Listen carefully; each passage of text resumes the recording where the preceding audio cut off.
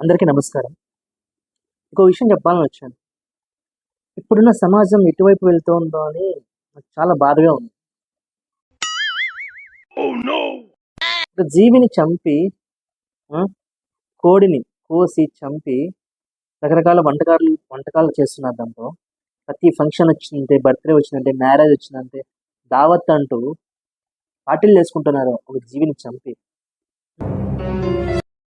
వాడికంటూ families ఉండవా? వాళ్ళ families ఎంత ఫీల్ అవుతుంటాయి? సో, ఇలా చేయడం కరెక్టేనా? చెప్పండి.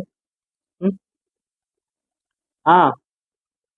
2 కబాబ్ పీస్‌లు అంటే లెగ్ పీస్‌లు సెపరేట్ చేసినా దాంతో లెగ్ పీస్‌ది ఫ్రై చెయి. ఓకేనా?